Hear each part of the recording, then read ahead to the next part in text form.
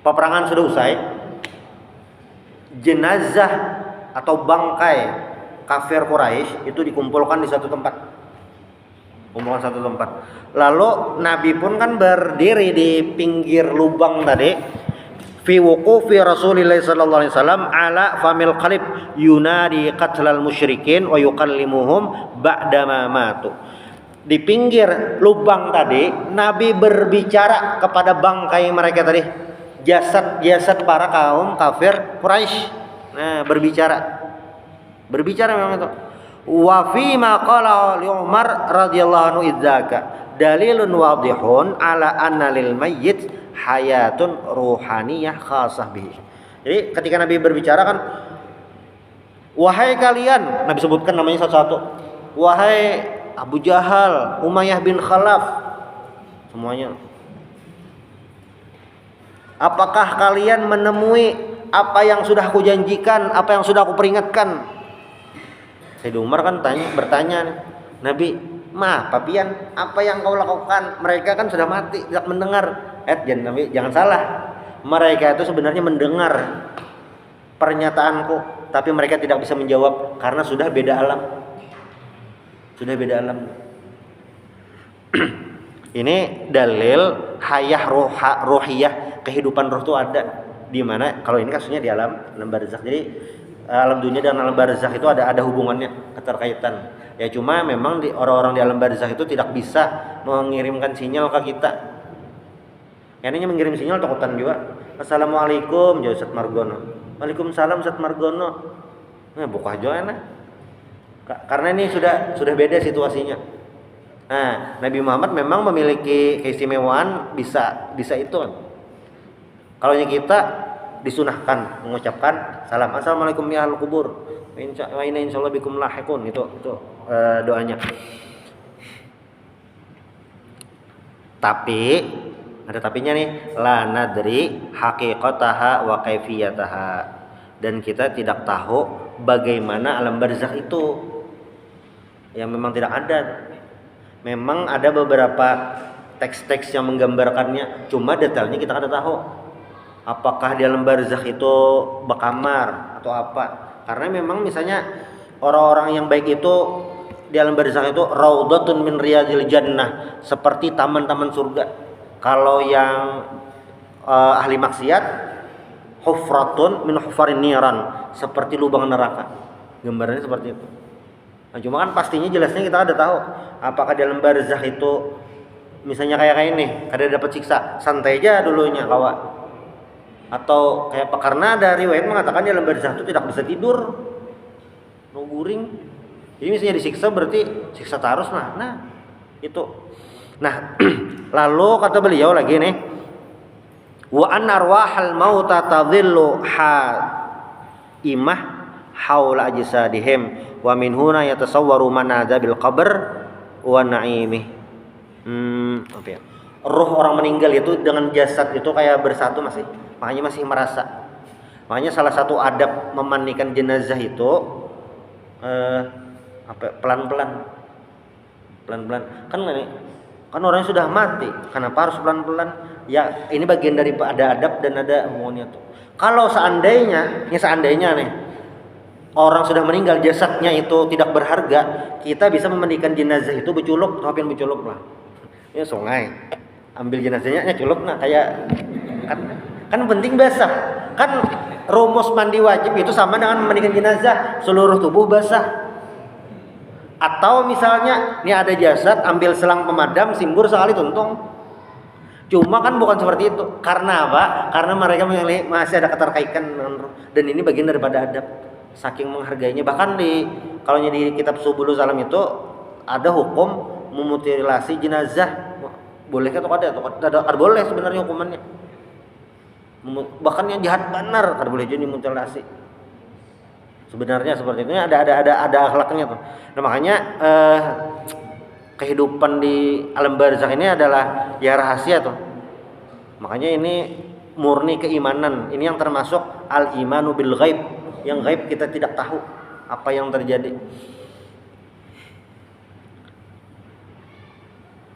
Kemudian, nah ini yang masalah terakhir, mungkin di pertemuan sebelumnya ada juga sudah kita bahas. Inna mas'alatal asra, al asra wa ijtihadur rasul. Ini kemarin sudah kita bahas tentang bagaimana ijtihad Rasulullah sallallahu alaihi wasallam mengenai para tawanan. Nah, yang pada akhirnya ijtihad Nabi kebetulan sama dengan Sayyidina Abu Bakar, yang tahanan ini apa nih, bayar tebusan. Nah, ternyata itu ditegur oleh Allah Subhanahu wa taala. Karena apa? Seharusnya para tahanan tadi dibunuh karena ayat perang itu masih turun, belum ada ayat yang menasaknya. Nah, berarti berdosa lah. Ini ada berdosa, Nabi ada berdosa. Tapi ini menunjukkan tentang ada situasi yang bisa khilaf. Makanya dalam hadis itu kata Nabi, idza ijtahada mujtahidun fa asaba falahu ajran. Apabila seorang mujtahid sudah berusaha mencari hukum sekuat tenaga dan benar ijtihadnya, falahu ajran, maka dapat 2 pahala. Tapi bilanya si mujtahid ini sudah berusaha mencari hukum, sudah cari berijtihad kebetulan salah, falahu ajrun, dapat pahala 1. Nah, tapi ada rumusnya apa? Idza ijtahada, berijtihad ini, ijtihad itu definisinya adalah mencari qusara juhdih, mencari hukum sekuat tenaga, qusara juhdih fi istinbatil hukmi syar'i mimma i'tabarahu syari'un dalilan, mencari dalil dalam Al-Qur'an, hadis Nabi, ijma ulama sampai keluar satu hukum. Itu ngaran ijtihad. Salah atau bujur ada masalah, ya tetap dapat pahala. Kalau kita baca kitab-kitab ulama itu ketika mereka berijtihad, kadang ada pendapat ulama tuh hasil ijtihadnya tuh agak aneh. Padahal ulama tenar. Mungkin lah itu, mungkin. Cuma kebetulan ijtihad beliau berbeda dengan ulama-ulama lain. Contoh, ini yang kadang jadi permainan orang-orang liberal. Cuma penting kita tahu. Dulu ada kasus imam sembahyang Jumat perempuan. Ini bisa baca beritanya, ada. Bukan di Indonesia bang, ada. Imam sembahyang Jumat, khatibnya binan perempuan. Itu rame kan. Nah, ternyata kalau kita cek pendapat para ulama, salah satunya di kitab Bidayatul Mujtahid wa Nihayatul Muqtasid karangan Ibnu Rushd. Ini ulama Andalusia, mazhab Maliki. Masalah imam perempuan itu, ternyata ada ulama salaf dan ulama luar biasa. Ibnu Jarir At-Tabari ngaran Sidin berpendapat imam perempuan itu boleh. Ada pendapat. Kalau kita mengambil rumus dari situ aja, bahapal kasih Sidin nih jan. Kada, sakanya ada dalilnya. Nah, jadi ulama tuh salah mungkin aja salah, atau berbeda dengan orang kebanyakan mungkin aja tuh. Itu wajar tuh. Yang tidak boleh itu kita mendiskreditkan atau meremehkan ulamanya. Kalau ulama salah tuh sangat mungkin ada kesalahan atau macam-macam. Bahkan dalam riwayat itu bisa jadi ulama salah nukil atau referensinya tercampur-campur, nah bisa. Sekelas Imam Ghazali itu dikritik para ulama mengenai riwayat hadis yang beliau sampaikan dalam kitab Ihya Ulumuddin. Imam Ali Araqi itu adalah ulama yang mentakhrij hadis dalam Ihya Ulumuddin. Beberapa momen atau banyak momen Imam Iraqi itu mengomentari hadis yang disampaikan Imam Ghazali itu kayak ini. Lam ajid lahu aslan. Saya tidak menemukan sumber hadis ini. Berarti ada kemungkinan hadis maudhu', ada kemungkinan. Cuma beliau tidak meremehkan, menghinakan Imam Ghazali. Itu sebenarnya namanya adab. Nah, ini peristiwa tahanan Badar ini sebenarnya itu membuka kita ketika ada ulama berpendapat salah, ya tidak usah diikuti itu aja. Kalau Sidin salah terus bang ya pak, lain ulama berarti. Bahasa Banjarnya bahapal. Ada betakon, Ustaz langsung aja menjawab. Ada berpikir, ini bisa bahapal. Lain ulama berarti. Nah, itu ada rumusannya.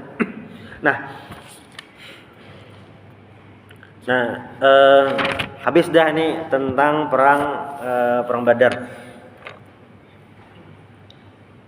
Lalu ini ada momen lain ini kata Syekh Said Ramadan Al-Buti, wa ammal masyhad ats-tsani fa huwa 'indama tashawara an-nabiy sallallahu alaihi wasallam ma ashabi fi sya'nil asra faqad sakanat nufusum ila iftida'ihim bil mal wa qad kanatil mulahadhah fi dzalika hiya al-jam'u bainar rahmah war rifqi bil asra asa ayyar'u wa yu'minu billah wa ta'wid amma fatal muhajirun min amwalihim allati tarakuha fi Makkah asa yaqa mawqi'an ladaihim wa yusa'iduhum ala islahi syu'uni dunyahum wa hadzara alladhi sakanat ilaihi nafsu Rasulillah sallallahu alaihi wasallam yadullu ala mada syafaqatihi ala ashabihi wa hadhihi syafaqah hiya allati ja'alat yadahu sallallahu alaihi wasallam tartafi'u bid-du'a lil muhajirin lima ra'ahum lada khurujum ila badar wa inna alaihim al-haja wal faqr badi alaihim qailan Allahumma innahum hufatan fahmilhum Allahumma innahum uratan faqsuhum wa innahum ji' fa ashbihum. Jadi kayak ini salah satu pertimbangan Rasulullah SAW kenapa tawanan Badar ini harus diambil tebusan. Nah, ini pertimbangannya harus diketahui juga latar belakang kenapa Nabi memilih itu, sikap itu. Salah satunya adalah ini al-jam'u bainar rahmah war rifqi bil asra. Sifat yang terkumpul yaitu kasih sayang dan kasihan terhadap tawanan ini, dan harapan mudah-mudahan mereka para tawanan ini di kemudian hari bisa masuk Islam karena melihat kelembutan kaum muslimin. Nah, itu. Dan juga harta ini bisa menjadi harta yang tebusan tadi, bisa menjadi pengganti harta kaum muhajirin yang pindah ke Mekah. Ini pertimbangannya. Makanya penting bagi kita ketika pemimpin kita, ulama-ulama kita memberikan sebuah rumusan atau instruksi, itu penting untuk husnudzon apa yang sedang terjadi. Nah, bahkan ini diriwayatkan oleh Imam Abu Daud dalam satu hadis, saking orang muhajirin ini melarat, bisa dikatakan seperti itu saat perang Badar. Doa Nabi itu adalah Allah innahum hufatan fahmilhum. Ya Allah, mereka itu tanpa alas kaki, berikan alas kaki. Wa innahum uratan faqsuhum. Mereka itu uratan itu secara arti bertelanjang. Ini istilah aja. Maksudnya mereka ya pakaiannya seadanya lah. Berilah pakaian. Wa innahum ji' fashbihum. Dan mereka itu kelaparan, tolong kenyangkan. Saking melaratnya kaum muslimin terutama muhajirin saat itu. Nah, nah tetapi kan ini adalah salah satu dinamika dalam peperangan itu. Dan di riwayat Imam Muslim ini dari Umar bin Khattab radhiyallahu an, ini yang kemarin sudah ulun sampaikan gitu, cuma hadisnya yang ini. Dakhaltu ala Rasulillah sallallahu alaihi wasallam. Sayyidina Umar berkisah dari sisi sidinnya. Jadi Sayyidina Umar berkisah, dakhaltu ala Rasulillah sallallahu alaihi wasallam ba'da an qada biftida'il asra. Setelah diputuskan tentang tebusan para tawanan. Jadi ketika musyawarah kan, apa yang harus kita lakukan? Lalu kan diambil kesimpulan bahwanya putusannya adalah diambil uang tebusan. Ketika selesai sudah itu, ini sudah dilaksanakan, apa yang terjadi? Fa idza Rasulullah sallallahu alaihi wasallam wa Abu Bakar qa'idain yabkiyan. Mereka berdua duduk menangis. Kata Sayyidina Umar, ya hati Nabi lawan Sayyidina Abu Bakar menangis, duduk menangis. Faqultu ya Rasulullah akhbirni min aisyin tubki anta wa sahibuk. Ya Rasulullah, kabari saya apa yang membuat engkau dan sahabat engkau menangis nih apa? Fa in wajadtu bukaan bakait. Kalaunya ini sedih, deser-buyur sedih, ulun menangis. Ini kan menghul-hulut Bang Sayyid Umar lah. Cuma ini simpati. Nah, ternyata jawabannya apa? Walam ajid bukan tabaqat libukaikuma. Faqala Rasulullah sallallahu alaihi wasallam abki lilladzi arada alai ashabuk min akhdhihim alfida laqad arada alayya azabuhum adana min hadhihi syajarah qaribah min Nabi sallallahu alaihi wasallam. Wa anzalallahu azza wa jal ma kana linabiyyin ayyakuna lahu asra hatta yaskhina fil ard ila qawlihi faqulu mimma ghanimtum halalan thayyiba. Ini di surah Al-Anfal ayat 67 sampai 69. Oh, ternyata ketika sudah diputuskan teguran dari Allah Subhanahu wa taala mengenai tawanan Badar. Nah, ini. Jadi Nabi ini ya pernah ditegur Allah Subhanahu wa taala juga tuh. Cuma sekali lagi yang perlu dipahami, ini tidak merusak, tidak mempengaruhi kemuliaan baginda Rasulullah Sallallahu Alaihi Wasallam. Nabi tetap maksum, karena berdosa. Ini yang jadi kalau nyuruh orang orientalis itu, orang barat itu kita melihat kekurangan Rasulullah ini kayak langsung dah, wah kesempatan nih. Padahal bukan seperti itu. Jadi jangan sampai ketika kita membaca sirah Nabi ini ada hal-hal yang dianggap negatif atau kekurangan atau teguran dari Allah mengurangi rasa cinta kita, bahkan mengurangi hormat kita kepada Rasulullah Sallallahu Alaihi Wasallam. Dan mungkin penutup di malam hari ini, kalau nyobian membaca kitab sirah yang dikarang orientalis, itu akan menemukan bagaimana mereka menggambarkan sosok Rasulullah ini sebagai manusia biasa, bukan seorang nabi. Yang artinya ketika manusia biasa itu bisa salah, bisa benar. Kita bang yang harus yakini kayak itu juga lah. Ya memang Nabi bisa salah, Nabi itu bisa salah. Tapi la yantiqu 'anil hawa in huwa illa wahyu yuha. Itu rumusnya. Itu yang harus kita yakini, jangan sampai berubah. Nabi bisa salah juga aja. Nah, jangan sampai seperti itu. Ini di momen-momen tertentu dan kejadiannya khusus dan ada rahasianya. Tuh. Kalau karena ada mendengar orang Nabi bisa juga salah aja. Bujur. Nabi ada pernah rakaat kurang, tapi itu setelahnya jadi ada syariat sujud sahwi. Nah, ini yang harus kita pahami dengan sosok baginda Rasulullah Sallallahu Alaihi Wasallam. Itu subhanallah bihamdika asyhadu an la ilaha illa anta astaghfiruka wa atubu ilaik. Assalamualaikum warahmatullahi wabarakatuh.